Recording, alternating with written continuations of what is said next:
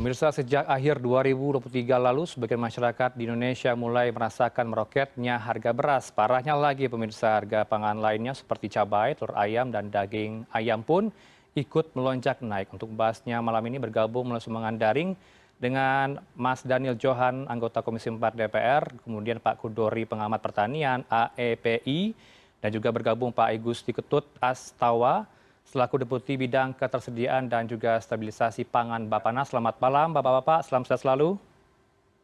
Selamat malam Mas Irano. Baik, sebelum memulai dialog ini kita akan putarkan statement dari Menteri Pertanian Amran Sulaiman terkait stok pangan saat Ramadan. Cabainya naik dikit, ya sudahlah, beri waktu untuk berlebaran karena petani tidak punya gaji 13. Petani tidak punya bonus, apa namanya itu, Idul Fitri apa? Tunjangan THR. THR-nya petani adalah kalau naik harga sedikit, itulah THR, lah kan bisa kan dulu juga 5 tahun kami inflasi bagus. Itu kan kita tekan, inflasi kemarin kan bagus. Jangan naik dikit, ya kan diimbangi dengan komoditas lain. Terkendali gitu ya. Terkendali. Inflasi ini kan aman-aman kan. Ya, silakan Pak Ketut ditanggapi statement dari Mentan tadi. Baik, terima kasih Pak. Secara prinsip kita harus pahami bahwa akan terjadi kenaikan di musim-musim bulan suci Ramadan sampai Ramadan ini kan memang trennya tiap tahun seperti itu. Ya. Di mana setiap menjelang bulan Ramadan terjadi koreksi kebutuhan, artinya ada peningkatan sedikit kebutuhan rata-rata antara 10 sampai 15%. Nah, isu ini akan menjadi sebagai pedagang itu pasti menjadi isu positif bagi pedagang. Oh, ada tambahan kebutuhan, otomatis jiwa pedagang pasti akan menaikkan harga. Nah, namun saya sepakat dengan apa yang disampaikan Bapak Menteri Pertanian bahwa berdasarkan data kami bahwa stok pangan secara keseluruhan sampai bulan April, saya tidak sampaikan bulan sampai akhir Desember, tapi dalam rangka menghadapi bulan suci Ramadan dan Lebaran sangat-sangat cukup. Contohnya begini, gampangnya saya sampaikan, stok daging ayam. Daging ayam itu kita sampai bulan April kita punya stok 1,4 juta ton. Kebutuhan sampai bulan April, Januari sampai April ini 1,2 juta ton. Artinya kita masih surplus. Kemudian telur juga sama. Stok kita 2,2 juta ton, sementara kebutuhan Januari sampai April sekitar 2,1 juta ton. Artinya kita masih surplus. Daging sapi juga sekian. Kemudian juga beras. Artinya secara prinsip ketersediaan sampai bulan dalam rangka menghadapi bulan suci Ramadan dan sampai Lebaran sangat-sangat cukup untuk ketersediaan, tidak perlu dikhawatirkan karena berdasarkan data dan di lapangan kita bisa melihat memang kondisinya memang ada barang. Cabai juga begitu. Memang saya sudah mengumpulkan teman petani cabai, ini mohon juga pasti sedikit ada koreksi untuk cabai besar karena kemarin saya kumpulkan teman-teman petani menyampaikan mereka gundah. Kenapa? Karena cabai besar yang ada yang dia tanam di daerah Jawa Timur yang harusnya 35 hari berbunga, ini 65 hari baru berbunga. Baik. Sehingga pasti akan sedikit Nah, ini kondisi-kondisi real yang harus kita hadapi. Baik. Dan petani terus berjuang untuk berproduksi. Demikian. Pak Ketut, kita fokus ke beras terlebih dahulu ya Pak Ketut ya. Tadi Anda katakan stok cukup, surplus malahan begitu ya. Tapi kenapa harganya masih di angka yang cukup tinggi di atas HET untuk medium, Pak? Apa yang menyebabkan hal ini? Iya, itu gampang ininya. Artinya kondisinya sekali lagi petani kita saat ini apa yang sampaikan Bapak Mentan itu sedang menikmati. Artinya beberapa tahun lalu mereka harganya sangat rendah. Sekarang mereka menikmati harga di mana Agabah sekarang ini harganya 7.200 di GKP-nya, GKG-nya bisa mencapai 8.200. Gampangnya kalau beras itu kali 2 saja gampangnya, sehingga memang kalau dengan kondisi demikian memang harga beras pasti akan di atas harga eceran tertinggi. Oleh karena itu maka pemerintah melakukan langkah-langkah melalui SPHP dengan menggunakan beras bulog. Sehingga beras bulog di sisi harga mediumnya masih ada di pasaran. Demikian Mas yang bisa saya sampaikan. Tapi kalau BPS melaporkan nih Pak Ketut, harga gabah kering panen saja terkerek naik sebesar 4,86% secara bulanan. Apakah ini juga akan mempengaruhi dari harga HET itu menjadi tinggi? Beberapa tempat sebenarnya sudah turun. Dan ini yang dikhawatirkan oleh petani sebenarnya. Jadi pemerintah kan harus menjaga dua-duanya. Petani tidak boleh rugi dong. Petani juga harus kita jaga kewajaran harga di tingkat petani. Nah oleh karena itu beberapa saat di Kendal sudah turun 6.800 dari 7.200, 7.500. Namun memang barusan saya dapat informasi memang dengan panen yang spot-spot ini artinya tidak merata panennya sehingga ada tarik-menarik pembelian harga gabah. Ini juga akan sedikit mengerek memang, tapi kita akan coba kumpulkan kembali pelaku-pelaku distribusi, pelaku-pelaku ininya kita akan kumpulkan untuk mewajarkan harga ini penting karena kita menghadapi bulan suci Ramadan dan agar masyarakat tenang menghadapi bulan suci Ramadan. Ya, Demikian, Mas. silakan direspon Mas Daniel, dilakukan sejumlah upaya tadi oleh pemerintah Bappenas dalam hal ini. Kemudian pansus apa yang dibentuk nantinya di DPR agar harga stabil, tidak meroket, dan juga masyarakat masih bisa menjangkaunya? Ya, makasih Mas. Yang pertama adalah secara stok, secara data itu seharusnya aman. Karena stok awal tahun itu kita masih ada hampir 8 juta ton. Lalu target produksi kan 30 juta ton tahun ini.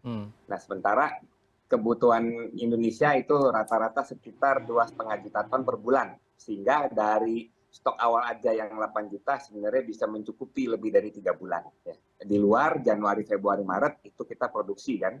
Nah, kita minta agar pemerintah segera menyerap seluruh gabah beras ya untuk memastikan suplai itu tidak lebih rendah daripada permintaan. Nah, yang kedua adalah 2 hari yang kemarin kita baru melakukan rapat di Komisi 4. Kita segera membuat agenda dengan Kementerian Pertanian. Pada hari Rabu ini kita akan melakukan raker termasuk dengan Bappenas nanti untuk memastikan ketersediaan dan mendengarkan apa antisipasi pemerintah untuk mengatasi meroketnya harga-harga kebutuhan pangan ya, sehingga masyarakat yang akan menjelang Lebaran ini tidak merasa khawatir, bisa melaksanakan Ramadan dengan baik dan hidupnya tidak menjadi sulit. Nah, kedua, kita minta kita sudah mengusulkan, pimpinan sudah mengusulkan untuk rapat gabungan ya, lintas komisi, sehingga tidak hanya kementerian yang terkait dengan Komisi 4, tetapi juga kita akan mengundang Kementerian Keuangan, Kementerian Perdagangan, dan lintas sektor terkait. Mudah-mudahan ini dapat segera dijadwalkan oleh pimpinan nanti kapan rapat gabungan itu berlangsung, sehingga koordinasi bisa efektif dijalankan. Tapi kalau kita menyimak statement dari Pak Sufmi Dasko Ahmad, Mas Daniel, di rapat paripurna tidak perlu dibentuk tim sus, tidak perlu dibentuk pansus, langsung turun ke lapangan, cek langsung harga beras dan juga pangan lain. Apakah ini sudah dilakukan oleh Komisi 4 DPR? Oh, kalau itu sudah kita lakukan, itu kan emang rutin kita lakukan ya. Bukan hanya adanya kejadian kelangkaan ini ya, adanya kelangkaan atau tidak, kita selalu menjadi agenda utama dari Komisi 4. Kita mengusulkan bukan pansus memang, tapi kita mengusulkan rapat gabungan antar komisi. Ya. Sehingga ada koordinasi lintas sektoral, lintas kementerian, khususnya Kementerian Perdagangan dan Kementerian Keuangan. Kita ingin memastikan langkah koordinasi, langkah antisipasi pemerintah itu benar-benar efektif, nggak hanya saling menyalahkan, tidak hanya saling ego sektoral.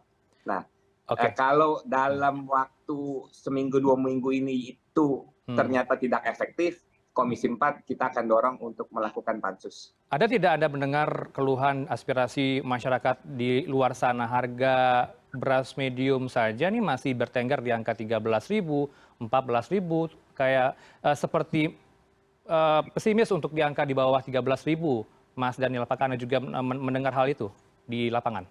Sangat, itu terus-terusan kita mendapat masukan dari, termasuk di dapil saya, dan semua anggota Komisi 4 mendapat teriakan. Ya, yang kalau masalah ini, kalau ibu-ibu udah berteriak nih, wah berarti tanda bahaya sudah berbunyi. Baik, ke Pak Kudori. Pak Kudori, kalau kita melihat bagaimana keluhan dari masyarakat ya, kan kita tahu bahwa sudah masuk panen raya di sentra-sentra produksi beras begitu ya. Harusnya dengan seiring panen raya harga tidak akan melonjak naik, apalagi ini harganya masih di angka atas HET begitu Pak Kudori. Anda melihatnya seperti apa? Ya, di bulan Maret ini kalau mengacu ke datanya BPS, kita ada produksi yang agak besar ya, surplusnya itu 0,97 juta ton beras ya. Tapi penting diketahui bahwa surplus pertama kali setelah kita 8 bulan berturut-turut itu defisit, ini pasti akan jadi rebutan banyak pihak. Penggilingan, pedagang, penebas, middleman, dan seterusnya pasti akan berebut. Karena kantong-kantong distribusi yang ada di mereka itu kerontang ya selama 8 bulanan itu. Nah, dengan perkiraan itu sepertinya kalaupun harga akan turun, sepertinya tidak akan terkoreksi cukup besar. Bahwa di bulan depan, di April itu ada surplus, diperkirakan surplus agak besar ya, 2,3 juta ton, itu mudah-mudahan akan menekan harga lebih dalam lagi ya. Nah, mudah-mudahan harga gabah tidak terlalu jatuh seperti harapan petani ya. Perlu tidak Bapak Nas untuk mengulang ongkos produksi agar harga bisa stabil, Pak Kudori?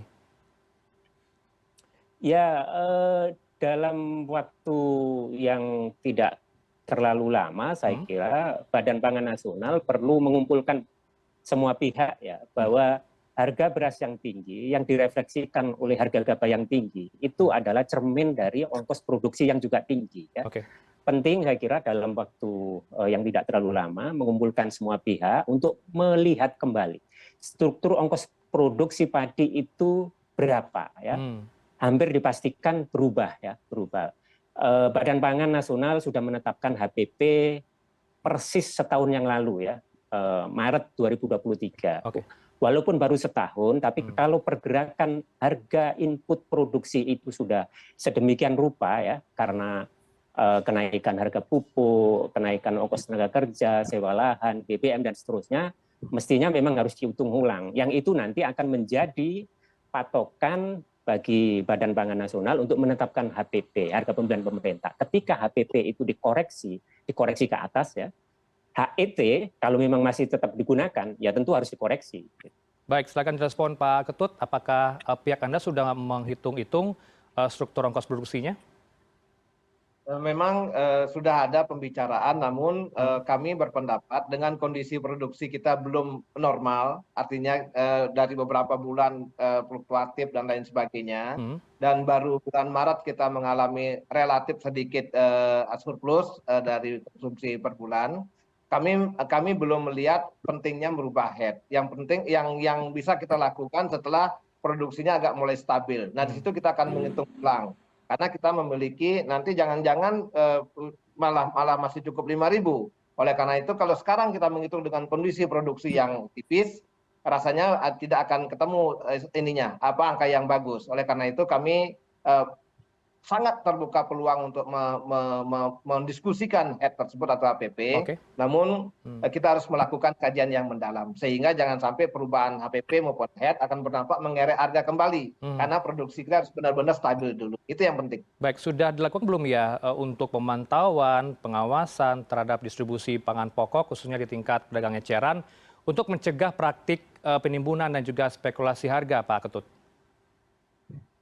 Kami selalu berkoordinasi dengan teman-teman Satgas Pangan dan Satgas Pangan pun sekarang sudah bergerak terus untuk memantau distribusi SPAP, distribusi penimbunan dan lain sebagainya, sehingga kalau ada yang menimbun mestinya ditindak karena ada perpres yang melarang penimbunan dan undang-undang pun melarang penimbunan, itu ada aturannya. Kemudian misalkan penyalahgunaan beras SPAP itu pun juga dilarang, sehingga Satgas Pangan terus bergerak untuk mengantisipasi, untuk memantau distribusi beras agar berjalan dengan baik. Namun demikian, Mas, terus kita pahami juga, memang betul di bulan Maret ini kita surplus. Namun kan namanya panen kan belum pada bulan itu juga digunakan kan. Artinya para pedagang ini memperoleh harga di bulan Januari dengan GKP maupun GKG-nya masih tinggi, berasnya pun mungkin jangan-jangan masih beras yang bulan Januari sama bulan Februari, sehingga bulan Maret kalau mereka menjual beras lama tidak mungkinlah mereka turunkan harganya. Oleh karena itu kita pasti akan secara perlahan memantau, mengajak para pelaku usaha untuk mewajarkan harga itu kembali. Itu yang bisa kami sampaikan. Oke, Mas Daniel, Anda melihatnya bagaimana sejauh ini sempat ditemukannya mafia pangan beberapa waktu lalu? Apakah teman-teman Komisi 4 DPR ada upaya ke arah sana untuk mencegah adanya upaya adanya timbul mafia pangan baru begitu? Ya, kita selalu mendesak ya, mendorong. Itu kan tugas aparat ya, tugas Satgas Pangan untuk memastikan tidak ada yang mengambil keuntungan di atas penderitaan rakyat, ya. Tetapi kita juga meminta Satgas juga jangan cari-cari kesalahan. Yang penting adalah menjalankan tindakan hukum secara tegas sesuai dengan peraturan yang ada. Yang kedua tadi saya ingin menambahkan, sebenarnya kami sudah cukup lantang ya memperingatkan, mendesak pemerintah dari 1 tahun yang lalu untuk mengantisipasi kenaikan harga-harga pangan khususnya beras. Kenapa? Karena sejak 1 tahun yang lalu itu seluruh harga input biaya pokok petani itu naik, pupuk, pestisida, obat-obatan semua naik. Sementara pada saat yang sama, secara 5 tahun terakhir ini subsidi, bantuan, program untuk petani selalu berkurang. Pemerintah tidak menunjukkan komitmen untuk petani dan pentingnya kedaulatan pangan. Subsidi pupuk aja berkurang 10 triliun. Anggaran untuk petani berkurang 10 triliun lebih. Jadi total 5 tahun ini berkurang 25 triliun per tahun. Nah, itu dampaknya adalah produktivitas akan drop, harga-harga akan meroket tinggi. Nah, di negara maju sekalipun yang namanya petani disubsidi. Petani jagung, petani yang besar-besar di Amerika itu semua disubsidi.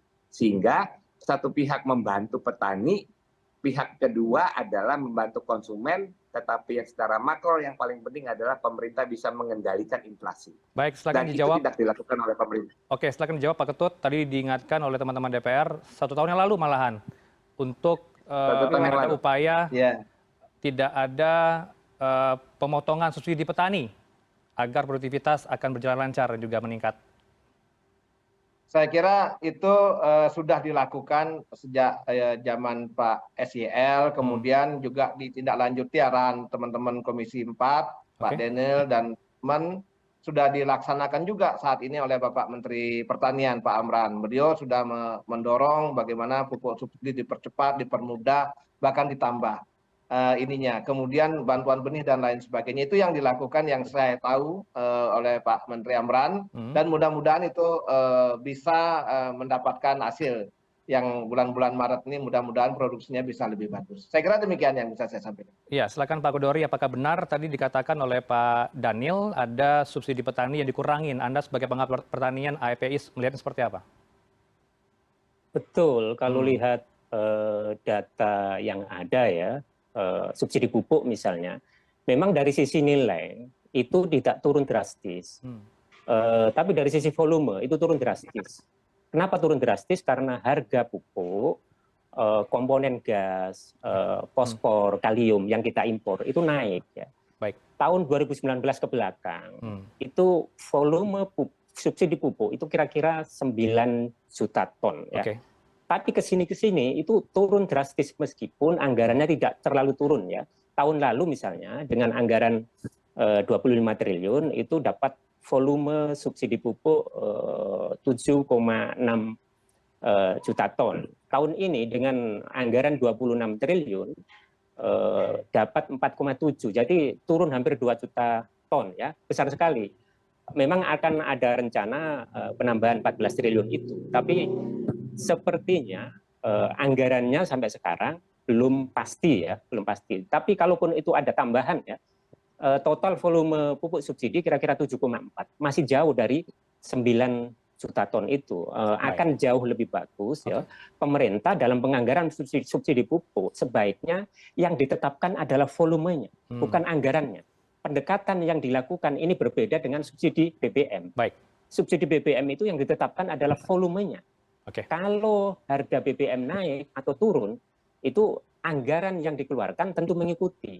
Baik. Terakhir, Pak Ketut, silakan closing statement dari Anda. Bagaimana kemudian stabilitas harga pangan bisa stabil hingga Lebaran nanti? Singkat saja. Baik, saya kira dengan kondisi stok yang kami sampaikan tadi yang relatif cukup, saya kira masyarakat tidak perlu panik buying. Artinya belilah pangan secukupnya, sewajarnya. Dan yang paling penting sebenarnya jangan boros. Karena penting kita ketahui kalau boros ini menyebabkan juga kebutuhan meningkat yang nggak karuan-karuan. Oleh karena itu stop boros pangan. Saya kira demikian. Baik, terima kasih untuk waktunya bersama kami di Prime News malam ini dengan Mas Daniel Johan, anggota Komisi 4 DPR, Pak Kudori, pengamat pertanian AEPI, dan Pak Igusti Ketut Astawa, Deputi Bidang Ketersediaan Stabilitas Pangan Bappenas. Selamat malam, Bapak-Bapak. Assalamualaikum, salam sehat selalu. Salam Pak Daniel. Pak Ya, salam. Pak Salam. Dori, salam. Sukses, pamit. Ya Pak.